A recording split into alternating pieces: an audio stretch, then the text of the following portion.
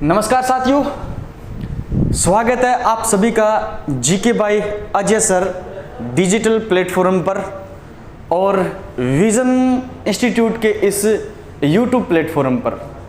आप सबको पता है हम आज प्रकाश का लेक्चर नंबर 8 पढ़ने जा रहे हैं। पिछले भाग के अंदर हमने उत्तल दर्पण को कंप्लीट किया था, यानी उत्तल दर्पण के बारे में हम संपूर्ण जानकारी प्राप्त कर चुके थे। ठीक है, आज हम पढ़ने वाले हैं अवतल दर्पण के लिए और फिर अपन उत्तल और अवतल दर्पण पर बनने वाले जितने भी न्यूमेरिकल है उन न्यूमेरिकल को अपने आगे वाले वीडियो के अंदर पढ़ेंगे।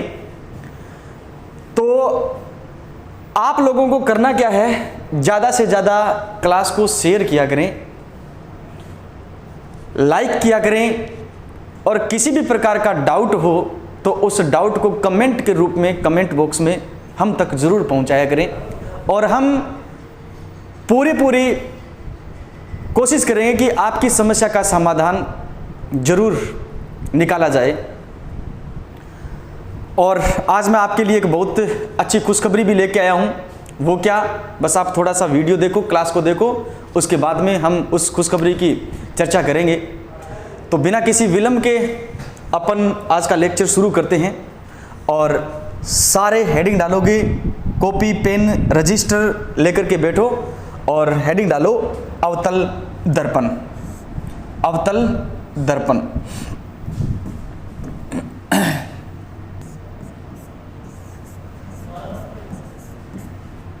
अवतल दर्पण, अवतल दर्पण, ठीक है ना। अवतल दर्पण बोले तो कॉनकेव मिरर है ना, इंग्लिश में साथ में नाम लिख लेना, कई बार लिखा हुआ आ जाता है कॉनकेव मिरर। अच्छा, जो पहली बार आज क्लास को देख रहे हैं उनके लिए मैं बता दूं, हमने इस YouTube चैनल पर फिजिक्स की प्लेलिस्ट बना रखी है जिसमें पहले दिन से लेकर के आज तक के सारे क्लास के वीडियो उसके अंदर उपलब्ध है। आप अगर पहली बार जुड़े हो आज, तो मैं तो ये कहूँगा कि पहले आप पीछे वाले सारे क्लासेस के वीडियो देख करके आओ और फिर टॉपिक वाइज साथ साथ में चलते जाओ। ठीक है, हाँ, अगर किसी की ये शिकायत है कि भी समझ नहीं आ रहा है बीच में से, तो आप प्लेलिस्ट में जाओ। जैसे ही GK by Ajay sir YouTube channel को आप खोलोगे तो वहां पर आपको प्लेलिस्ट मिल जाएगी, है ना, और उस प्लेलिस्ट में जाकर के क्लास के प्रत्येक वीडियो को आपको देखना है। और आज जो प्रकाश का 8वां लेक्चर है वहां तक आप निरंतर पढ़ करके आओ और फिर आप मेरे साथ निरंतर लाइव जुड़ सकते हो। ठीक है ना। तो जो अवतल दर्पण है उसको अपन कॉनकेव मिरर के नाम से जानते हैं। किस मिरर के नाम से जानते हैं बताओ? कॉनकेव मिरर के नाम से जानते हैं। ठीक है ना। अच्छा, दर्पण क्या होता है? दर्पण कहोगे कि कांच का एक गोला है और उस गोले के एक साइड अपन क्या कर दें, जिंक सल्फाइड या फिर एल्यूमिनियम सल्फाइड की क्या लगा दें, सॉरी सिल्वर सल्फाइड की क्या लगा दें, पॉलिश कर दें, तो वो जो संरचना हमारे पास में बनती है वो दर्पण कहलाता है। कल हमने उत्तल दर्पण कंप्लीट किया था और आज हमारे पास में दर्पण कौन सा है, तो आप कहोगे अवतल दर्पण है। कौन सा दर्पण है? अवतल दर्पण है। यदि आपने किसी दर्पण के उभरी हुई, किसी कांच के उभरी हुई सतह पर क्या कर दी, पॉलिश कर दी, है ना, उभरी हुई सतह पर क्या कर दी, पॉलिश कर दी, तो हम उसे कहेंगे अवतल दर्पण। क्या कहेंगे? अवतल दर्पण कहते हैं। अवतल दर्पण कहते हैं। और अवतल दर्पण का अंदर धसा हुआ जो भाग होता है वो परावर्तक पृष्ठ की तरह क्या करता है दोस्तों, काम करता है। अवतल दर्पण का अंदर धसा हुआ भाग क्या करता है, परावर्तक पृष्ठ की तरह क्या करता है, काम करता है। तो मैं ये कहूँ ये परावर्तक पृष्ठ है ना। आपसे प्रश्न किसी भी प्रकार से पूछा जा सकता है दर्पण में कि ऐसा दर्पण जिसकी उभरी हुई सतह परावर्तक पृष्ठ के रूप में काम करे उत्तल दर्पण कहलाएगा। और ऐसा दर्पण जिसकी अंदर धसी हुई सतह क्या करे, परावर्तक पृष्ठ के रूप में काम करे, है ना, तो हम उसे कहते हैं, क्या कहते हैं, परावर्तक पृष्ठ के रूप में काम करे तो हम उसे कहते हैं, क्या कहेंगे बताओ, हम उसे कहेंगे अवतल दर्पण। क्या कहेंगे, अवतल दर्पण, है ना। कॉनकेव मिरर के नाम से हम उसे जानते हैं, कॉनकेव मिरर के नाम से हम उसे जानते हैं। कभी कभी ये लिखने वाला सिस्टम है ना, और वो भी सुंदर सुंदर लिखना गड़बड़ कर जाता है।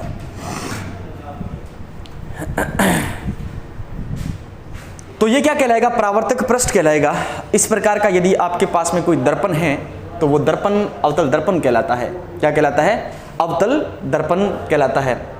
क्या मेरे दोस्तों, क्या समझ आ रहा है? अभी तक तो ऐसी कोई बात नहीं है जो आपको समझ न आई हो। जरूर आप साथ साथ में मेहनत करते जाना, है ना। गुरुजी हम और इसे क्या कह सकते हैं, तो हम इसे कह सकते हैं अभिसारी दर्पण।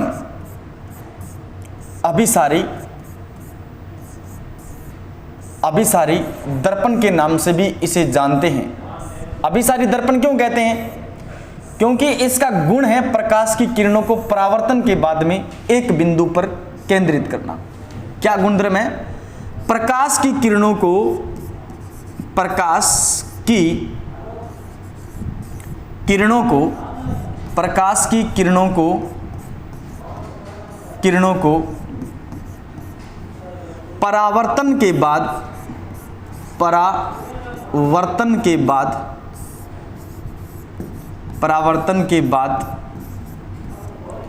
एक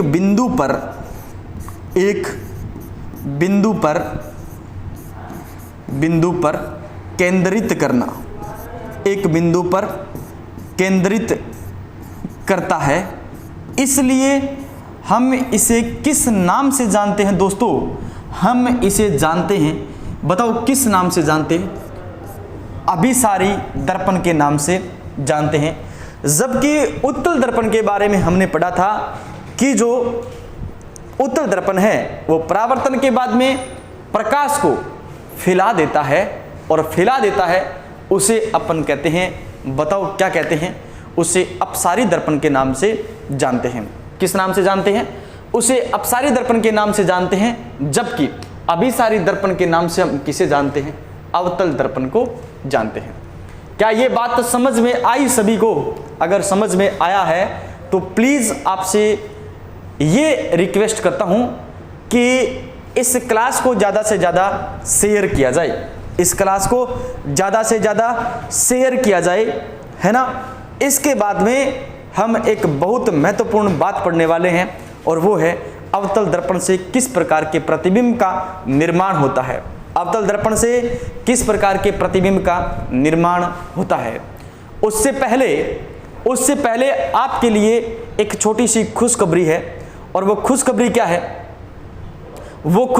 है, उसके बारे में अपन चर्चा करते हैं। वो खुशखबरी क्या है उसके बारे में अपन चर्चा करते हैं। वो खुशखबरी क्या है उसके बारे में अपन चर्चा करते हैं भाई।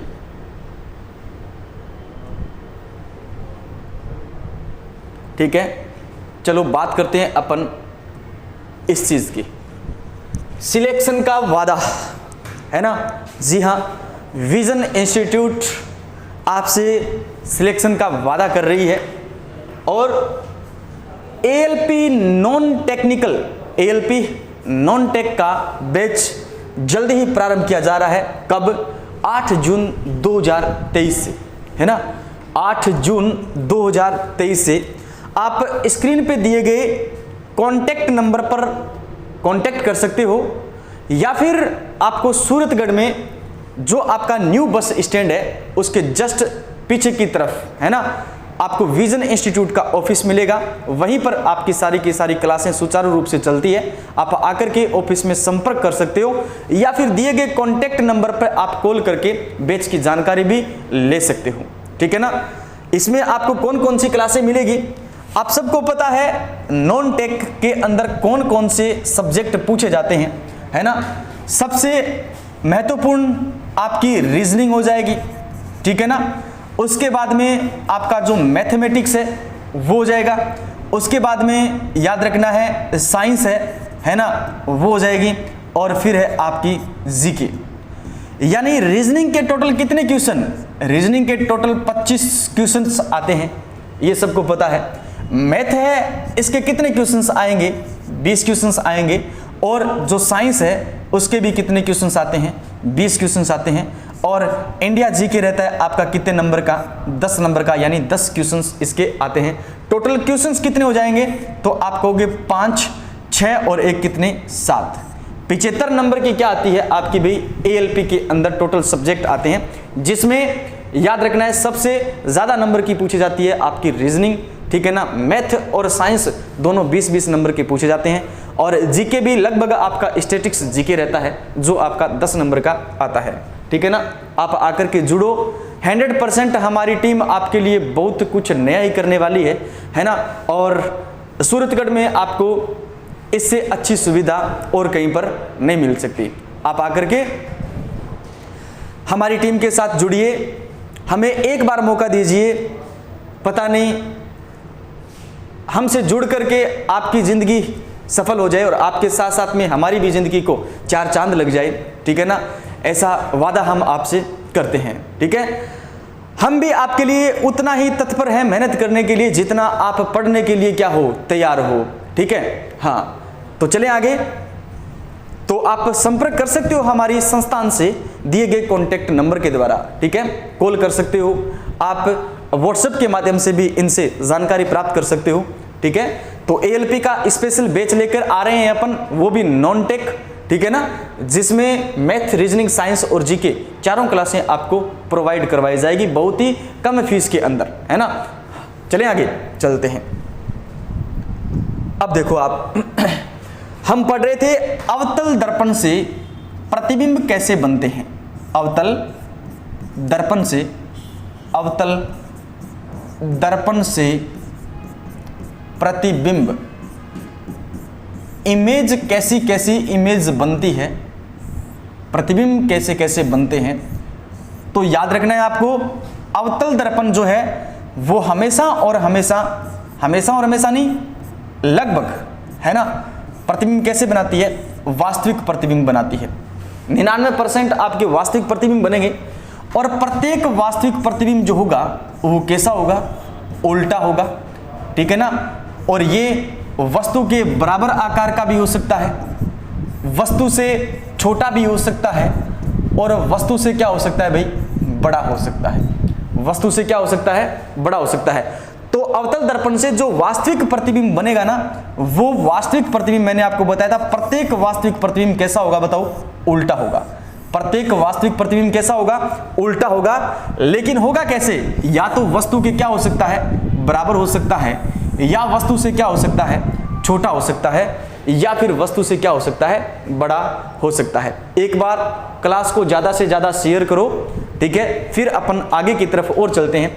अच्छा गुरुजी, क्या ये आभासी प्रतिबिंब भी बना सकता है? जरूर बना सकता है। और एक कंडीशन इसकी आभासी प्रतिबिंब की भी रहेगी, है ना। तो याद रखना है, आभासी जो प्रतिबिंब बनेगा, मैंने आपको पीछे वाली क्लास के अंदर बताया था कि जो प्रत्येक आभासी प्रतिबिंब होता है वो कैसा होता है? वो सीधा होता है। प्रत्येक आभासी प्रतिबिंब कैसा होता है? सीधा होता है। और याद रखना है, सीधा होता है, लेकिन वस्तु से क्या बनेगा भाई? वस्तु से बड़ा बनता है। वस्तु से क्या बनता है? बड़ा बनता है, ठीक है ना। वस्तु के क्या बनेगा? वस्तु से बड़ा बनेगा।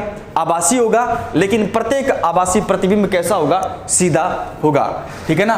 प्रत्येक आभासी प्रतिबिंब कैसा होगा? सीधा होगा। ये 2 प्रकार के प्रतिबिंब बनते हैं। और ये 2 प्रकार के प्रतिबिंब कौन बनाता है?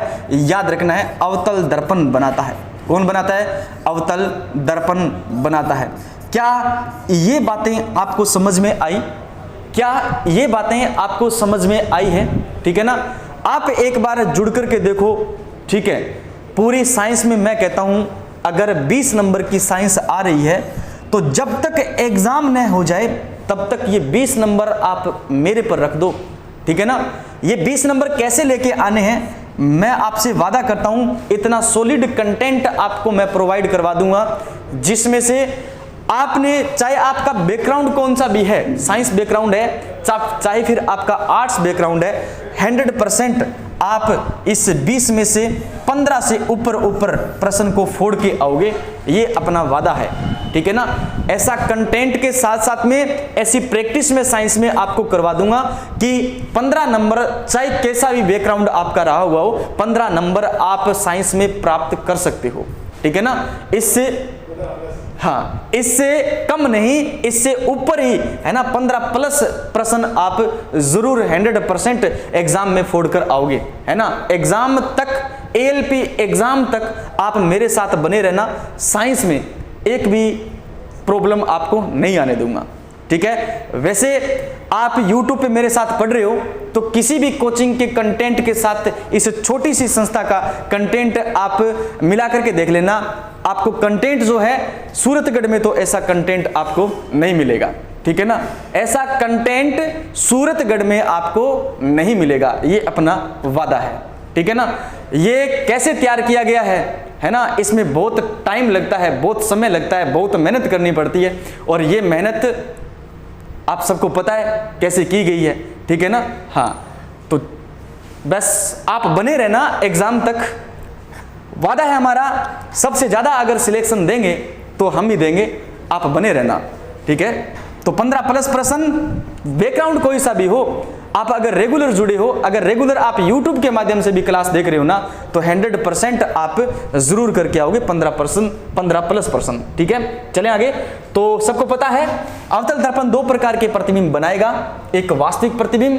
वास्तविक प्रतिबिंब कैसा है, वास्तविक प्रतिबिंब आपका उल्टा होगा, और याद रखना है वस्तु के आकार के बराबर होगा, वस्तु से छोटा भी हो सकता है और वस्तु से क्या हो सकता है, बड़ा भी हो सकता है। और प्रत्येक आभासी प्रतिबिंब हमेशा और हमेशा कैसा होता है, सीधा होता है। और ये कंडीशन याद रखना है, इस कंडीशन में जो प्रतिबिंब बनेगा वो वस्तु के आकार से क्या बनेगा भाई, बड़ा बनेगा, ठीक है। कोई डाउट नहीं है ना।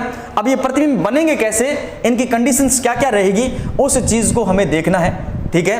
देखो भाई, आपके पास में एक अवतल दर्पण है और अवतल दर्पण को हमने इस प्रकार से बना दिया, ठीक है ना।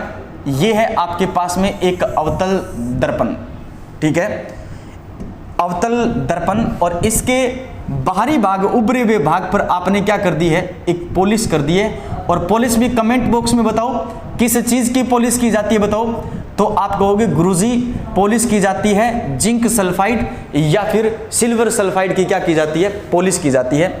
मैं आपसे कहूं कि इस परावर्तक पृष्ठ का मध्य बिंदु क्या कहलाता है, तो कमेंट बॉक्स में प्रत्येक स्टूडेंट अपना कमेंट लिखें, बताओ इसे अपन क्या कहते हैं, इस मध्य बिंदु को। तो गुरुजी इसे कहते हैं ध्रुव, और ध्रुव से होकर के गुजरने वाली जो रेखा है इसे अपन क्या कहते हैं, तो इसे कहा जाता है मुख्य एक्स। क्या कहा जाता है, मुख्य एक्स, ठीक है ना। अब मुख्य एक्स पर आपकी वस्तुएं रखी जाएगी जिनकी कंडीशंस क्या क्या रहेगी, देखो। सबको पता है, सबसे पहली कंडीशन है आपके पास में फोकस, ठीक है ना। उसके बाद में है वक्रता केंद्र, ठीक है। और वक्रता केंद्र से दूर यहां पर क्या है बताओ, अनंत है। यहां पर क्या है, अनंत है, ठीक है ना। ये कंडीशंस रहेगी आपकी, और इन 3 कंडीशंस के माध्यम से 3 कंडीशंस का और क्या कर सकते हैं अपन, निर्माण कर सकते हैं। पहली कंडीशंस क्या है, पहली कंडीशंस है जब वस्तु कहां पर रखी है, अनंत पर रखी है, जब वस्तु अनंत पर रखी है। दूसरी कंडीशन है जब वस्तु अनंत और वक्रता केंद्र की क्या रखी है, बीज रखी है ना। याद रखना है, जब वस्तु अनंत और वक्रता केंद्र की क्या रखी है, बीच रखी है। तीसरी कंडीशन है वस्तु को आपने कहां रख दिया, वक्रता केंद्र पर रख दिया। चौथी कंडीशन है जब वस्तु को वक्रता केंद्र और फोकस के बीच रख दिया, ठीक है ना। और पांचवी कंडीशन है जब वस्तु को कहां पर रख दिया, फोकस पर रख दिया। और छठी कंडीशन है जब वस्तु को ध्रुव और फोकस के क्या रख दिया, आपने बीच रख दिया। कितनी कंडीशंस हो गई बताओ, 6 कंडीशंस हो गई है। एक बार मेरे साथ साथ रिवाइज करोगे। पहली कंडीशन जब वस्तु को कहां रखा, अनंत पर रखा, वस्तु को कहां पर रखा, अनंत पर रखा, ठीक है ना। दूसरी कंडीशन, जब वस्तु को अनंत और वक्रता केंद्र के बीच रखा, वस्तु को अनंत और वक्रता केंद्र के क्या रखा, बीच रखा। तीसरी कंडीशन, जब वस्तु को वक्रता केंद्र पर रखा, तीसरी कंडीशन, जब वस्तु को वक्रता केंद्र पर रखा। और याद रखना है चौथी कंडीशन, जब वस्तु को वक्रता केंद्र और फोकस के बीच रखा, जब वस्तु को वक्रता केंद्र और फोकस के बीच रखा। और याद रखना पांचवी कंडीशन, जब वस्तु को फोकस पर रखा गया। और छठी कंडीशन, जब वस्तु को फोकस और आपके दर्पण के ध्रुव के बीच रखा गया। इस कंडीशन में डायग्राम कहां कहां बनेंगे, इस कंडीशन में अवतल दर्पण से डायग्राम कहां कहां बनेंगे और कैसे कैसे डायग्राम बनेंगे। दोस्तों डायग्राम बनाकर के कोई नहीं पूछेगा आपसे, आप ये कहोगे कि हमें अवतल दर्पण से जो डायग्राम बन रहे हैं वो डायग्राम आप बना करके बताओ, तो इसका कोई औचित्य नहीं है, इसका कोई औचित्य नहीं है। आपसे डायग्राम कोई नहीं पूछेगा। आपसे क्या पूछेगा, आपको कोई कंडीशन दी जाएगी और उस कंडीशन से आपसे डायरेक्ट ये पूछा जाएगा कि इस प्रकार का प्रतिबिंब अगर बन रहा है तो वस्तु को कहां पर रखा जाए, ठीक है ना। या फिर आपसे पूछा जाए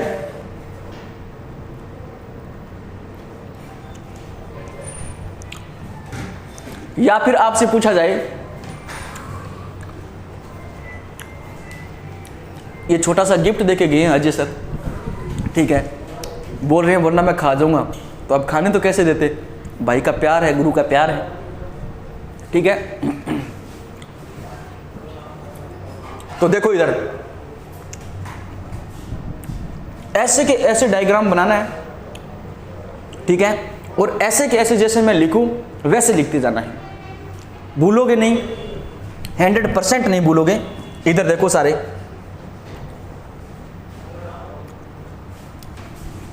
मैं पहली कंडीशन लिख रहा हूं यहां पर, पहली कंडीशन है ये, और पहली कंडीशन क्या है, जब वस्तु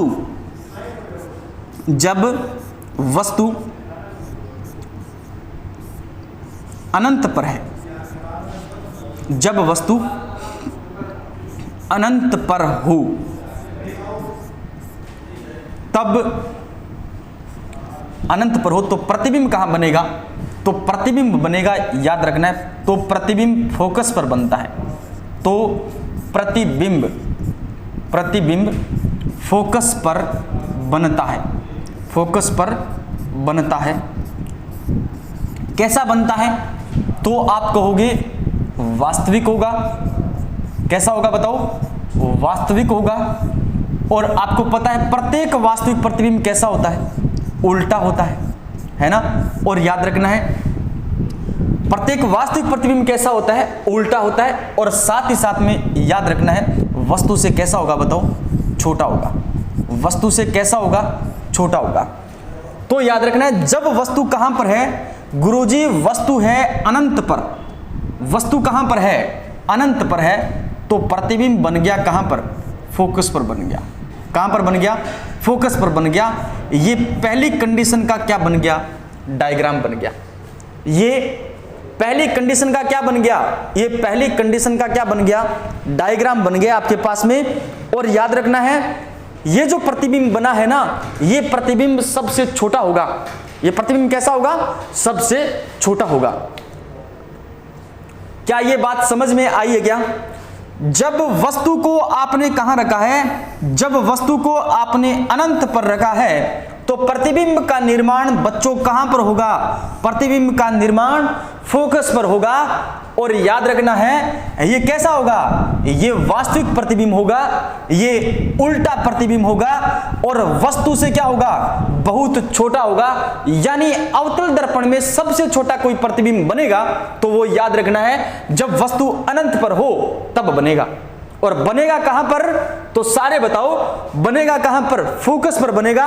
और कैसा होगा, वास्तविक, और कैसा होगा, उल्टा होगा। जी हां, प्रत्येक वास्तविक प्रतिबिंब कैसा होता है, उल्टा होता है। भूलोगे नहीं ना, भूलना नहीं है। दूसरी बात, दूसरी बात आपको याद रखनी है, जब प्रतिबिंब अनंत और वक्रता केंद्र के क्या हो, जब वस्तु अनंत और वक्रता केंद्र के क्या हो, बीच में हो। ये लो, जब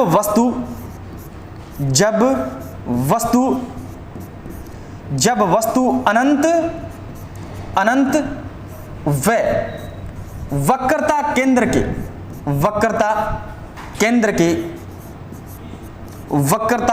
के बीच हो, वक्रता केंद्र के बीच हो तो याद रखना है दोस्तों, प्रतिबिंब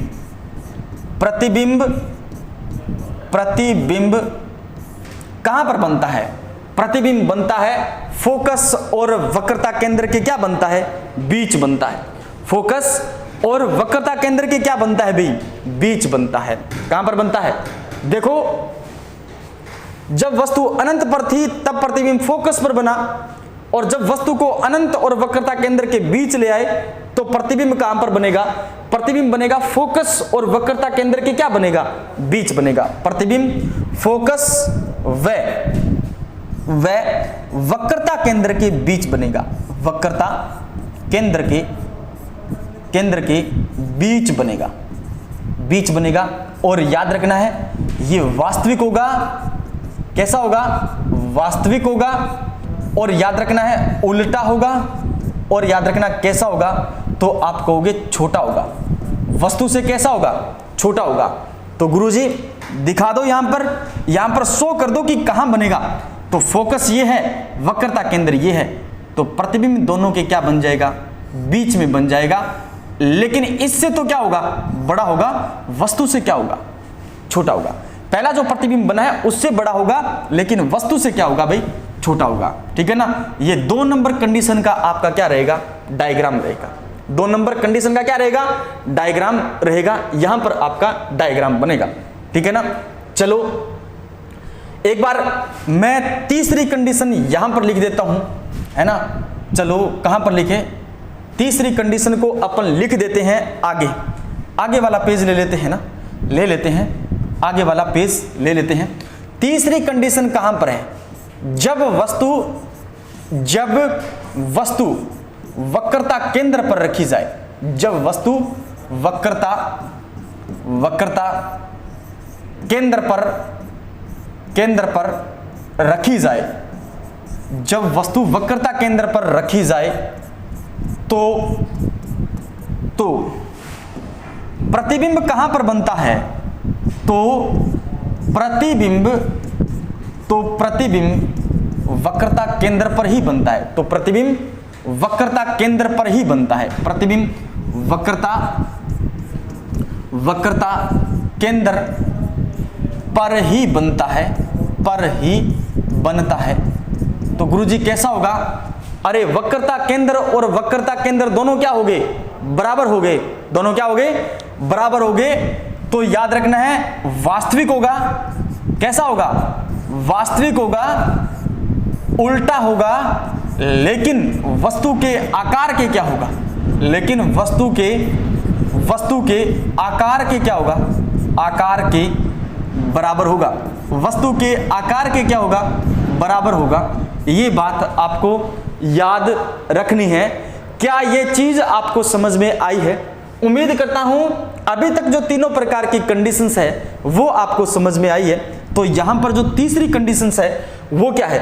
आपने वस्तु को कहां पर रखी है? वस्तु को वक्रता केंद्र पर रखा है, लेकिन प्रतिबिंब कहां पर बन रहा है? प्रतिबिंब बन रहा है आपका कहां पर? आप कहोगे वक्रता केंद्र पर ही बन रहा है। वस्तु के तो आकार के बराबर होगा, लेकिन 2 नंबर कंडीशन से क्या होगा? बड़ा होगा। क्या होगा? बड़ा होगा। ठीक है, याद रखना है ना? पहली कंडीशन का डायग्राम कहां पर? फोकस पर। दूसरी कंडीशन का डायग्राम वक्रता केंद्र और फोकस के बीच में। तीसरी कंडीशन का डायग्राम है वो याद रखना कहां पर बनता है? वक्रता केंद्र पर ही बनता है।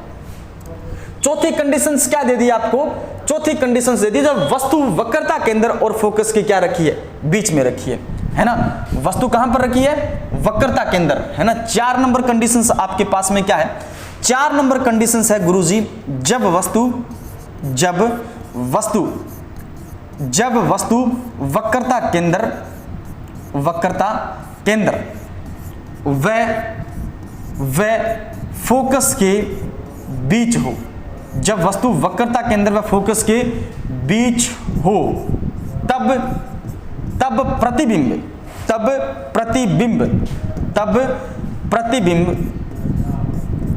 प्रतिबिंब कहां पर बनेगा?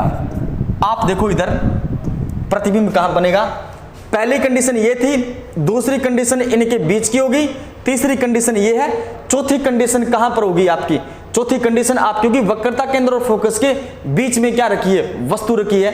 तो जो प्रतिबिंब है वो प्रतिबिंब कहां पर बनता है? तो आप कहोगे अनंत और वक्रता केंद्र के क्या बनता है भाई?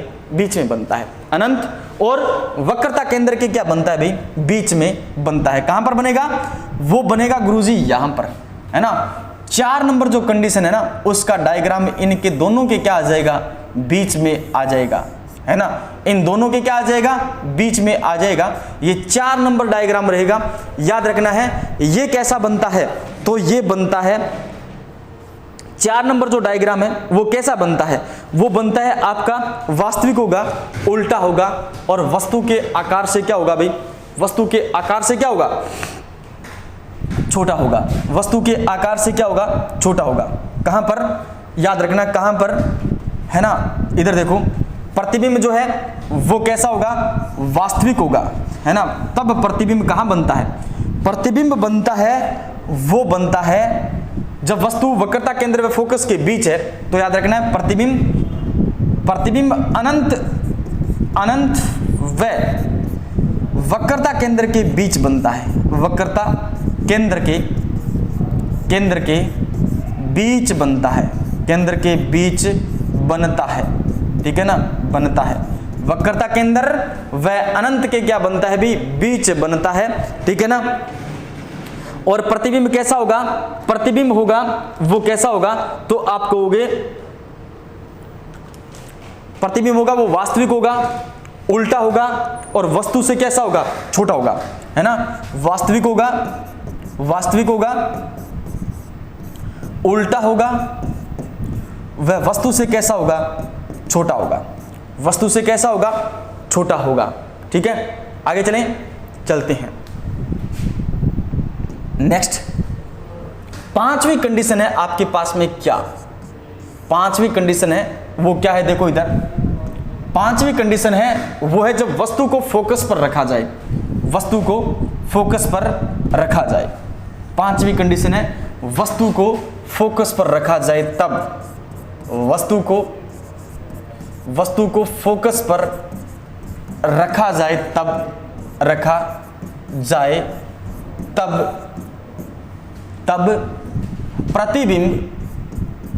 प्रतिबिंब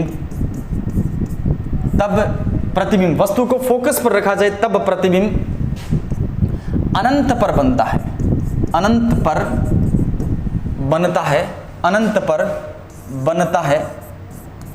बनता है। वह याद रखना वास्तविक उल्टा वह सबसे बड़ा प्रतिबिंब बनता है। सबसे अनंत बड़ा है ना, तो सबसे क्या बनता है? सबसे बड़ा प्रतिबिंब बनता है। सबसे बड़ा प्रतिबिंब बनता है। ये बात आपको याद रखनी है। सबसे बड़ा प्रतिबिंब जब वस्तु फोकस पर रखी जाए, ठीक है ना, उस कंडीशन में सबसे बड़ा प्रतिबिंब है वो बनता है। और वो कहां पर बनता है? अनंत पर बनता है, ठीक है। इसके साथ साथ में 6 नंबर जो कंडीशन है वो है जब वस्तु फोकस व ध्रुव के बीच है। ध्रुव के बीच हो तब प्रतिबिंब जब वस्तु फोकस व ध्रुव के बीच हो तब प्रतिबिंब कहां पर? तब प्रतिबिंब याद रखना है कहां पर बनता है? प्रतिबिंब है वो आपका बनता है दर्पण के पीछे, है ना। दर्पण के पीछे बनता है। किसी भी जगह पर बन सकता है पीछे, है ना। दर्पण के पीछे किसी भी जगह बन सकता है। सीधा होता है आभासी होता है, और याद रखना है वस्तु के आकार से बड़ा होता है लेकिन सबसे बड़ा नहीं होता। दर्पण के पीछे किसी बिंदु पर, है ना, किसी बिंदु पर बन सकता है, किसी बिंदु पर बन सकता है, बन सकता है, लेकिन आभासी होगा, और प्रत्येक आभासी प्रतिबिंब कैसा होगा, सीधा होगा। और याद रखना वस्तु के आकार से क्या होगा, वस्तु के आकार से बड़ा होता है, वस्तु के आकार से कैसा होता है, बड़ा होता है। ठीक है ना, ये कंडीशंस रहेगी आपकी, याद रखना है अवतल दर्पण से प्रतिबिंब निर्माण की। ठीक है, मैं पीछे वाले डायग्राम पे एक बार इन 6 कंडीशंस को आपको बता देता हूं। जब वस्तु को कहां पर रखा जाए, वस्तु को रखा जाए फोकस पर, है ना, वस्तु को कहां पर रखा जाए, फोकस पर रखा जाए, तब आपका प्रतिबिंब जो है वो कहां पर बनेगा, वो बनेगा अनंत पर, और सबसे क्या होगा भी, बड़ा होगा, सबसे क्या होगा, बड़ा। ये 5 नंबर कंडीशंस का क्या रहेगा, डायग्राम रहेगा। 6 नंबर कंडीशन पर वस्तु आपने यहां रख दी, फोकस और ध्रुव के बीच में रख दी है, तो दर्पण के पीछे किसी भी स्थान पर प्रतिबिंब बन सकता है, लेकिन याद रखना ये कैसा होगा, ये आभासी होगा, है ना, और प्रत्येक आभासी प्रतिबिंब कैसा होगा, ये 6 नंबर कंडीशंस का डायग्राम रहेगा। ये प्रत्येक आभासी प्रतिबिंब सीधा होगा, और याद रखना है वस्तु के आकार से क्या होगा भी, बड़ा होगा, वस्तु के आकार से क्या होगा, बड़ा होगा। ठीक है, तो ये क्या रहेंगे, अवतल दर्पण से प्रतिबिंब निर्माण रहेगा। ठीक है, 6 प्रकार के प्रतिबिंब बनेंगे, 6 कंडीशंस आपकी रहेगी, और मैं तो ये कहता हूं आपको यही पढ़ना चाहिए, इससे ज्यादा आपको कुछ नहीं पढ़ना चाहिए। ठीक है ना, और यदि आपसे ये कहा जाए कि पर जो वस्तु है वो वक्रता केंद्र से परे रखी है, वक्रता केंद्र से क्या रखी है, परे रखी है, उस कंडीशन में आपको वस्तु की स्थिति कहां माननी चाहिए, तो आपको वस्तु की स्थिति वक्रता केंद्र और अनंत के बीच माननी चाहिए, है ना। कंडीशन नंबर क्या माननी चाहिए, 2। अगर एग्जाम में ऐसा आ जाए कि वस्तु वक्रता केंद्र से परे रखी है, इसका मतलब वस्तु को अनंत और वक्रता केंद्र के क्या मानो, बीच मानो। ठीक है ना, अनंत और वक्रता केंद्र के बीच है, तो प्रतिबिंब आपका 2 नंबर कहां बनेगा, वक्रता केंद्र और फोकस के बीच बनेगा। ठीक है ना, तो उम्मीद करता हूं आपको आज की जो कक्षा है वो आपको बहुत अच्छी लगी है। हम अवतल दर्पण के उपयोग पढ़ लेते हैं, उसके बाद में हमारे जो लेक्चर है इसको क्या देते हैं भी, विराम देते हैं। ठीक है ना, आगे चलें अपन। ये 7 नंबर है ना, यहीं तक था। हाँ, इधर देखो अवतल दर्पण के उपयोग, है ना, लिखो सारे। अवतल दर्पण कंप्लीट कर लेते हैं, फिर कल अपन याद रखना न्यूमेरिकल करेंगे, थोड़ी सी क्लास लगा करके उसके बाद में न्यूमेरिकल करेंगे। अवतल दर्पण के उपयोग, अवतल दर्पण के उपयोग, और अवतल दर्पण के उपयोग की बात करें तो सबसे पहला उपयोग मुझे बताओ, अवतल दर्पण का उपयोग कहां पर करते हैं। सीधी सी बात है, सेविंग जो दर्पण होता है, दाढ़ी बनाने का दर्पण होता है, जिसे अपन हजामती दर्पण भी कहते हैं। ठीक है ना, आप अलग अलग नाम लिख सकते हो, सेविंग दर्पण, है ना, सेविंग दर्पण। ठीक है ना, आप लिख सकते हो हजामती दर्पण, हजामती दर्पण।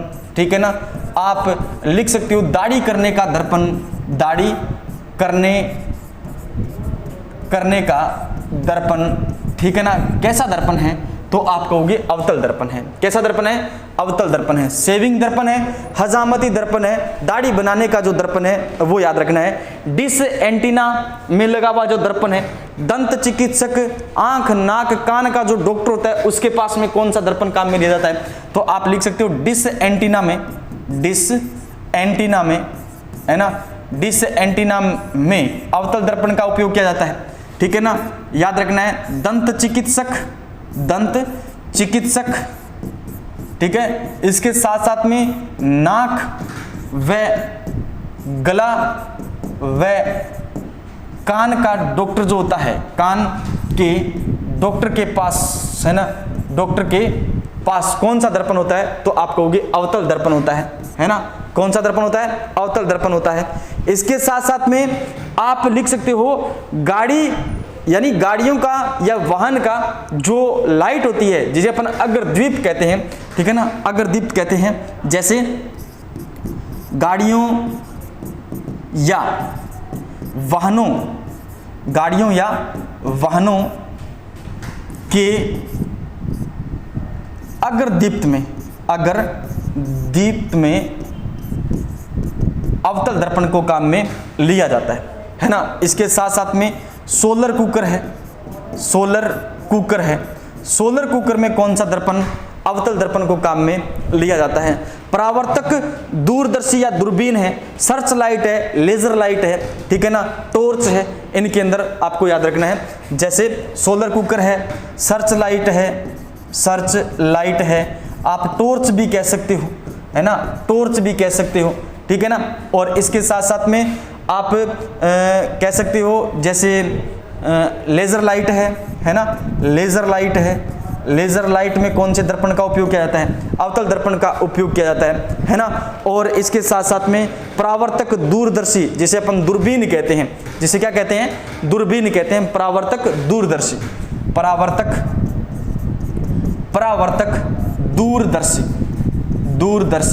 है ना, या आप लिख सकते हो दूरबीन। इनके अंदर कौन से दर्पण का उपयोग किया जाता है, तो आप कहोगे अवतल दर्पण का क्या किया जाता है, उपयोग किया जाता है। तो दोस्तों, आपको आज की क्लास कैसे लगी, इस चीज का आपको कमेंट बॉक्स में जवाब देना है। उम्मीद करता हूं आज का सेशन आपको बहुत अच्छा लगा है, बहुत प्यारा लगा है, और मैं ये भी उम्मीद करता हूं कि आप जहां भी बैठ करके विजन इंस्टीट्यूट से जुड़ करके आप निरंतर क्लासों का आनंद ले रहे हो, तो मैं ये भी आशा करता हूं आपसे कि आप साथ साथ में नोट्स भी तैयार कर रहे हो। दोस्तों, कदम से कदम बढ़ाकर आप हमारे साथ में जुड़कर चल सकते हो। बस आपसे वादा है, रिक्वेस्ट है इस चीज़ की कि आप साथ साथ में नोट्स जरूर बनाएं और फिर आप आंकलन करो कि इससे पहले आपने जो पढ़ा था और अब जो आप पढ़ रहे हो उसमें कितना अंतर है, कितना डिफरेंस है। मैं कहता हूं आपको एक लाइन का बहुत फायदा मिलने वाला है। डिटो आपको एग्जाम में प्रश्न देखने को मिलेंगे आपके नोट्स से। 99% आपके नोट्स से ही प्रश्न आएंगे, इससे बाहर प्रश्न नहीं जाएंगे। अगर आप निरंतर क्लासें ले रहे हो तो आपको इस चीज का अनुभव भी होगा, ठीक है। तो क्लास को ज्यादा से ज्यादा शेयर करना है। इसके साथ साथ में मैंने आपको बताया था, एक इंफॉर्मेशन के बारे में आपको मैंने जानकारी दी थी कि एएलपी जो है इसका नॉन टेक बैच हम शुरू करने जा रहे हैं। आपकी विजन इंस्टीट्यूट शुरू करने जा रहा है। कितनी तारीख को, तो 8 जून को शुरू करने जा रहा है।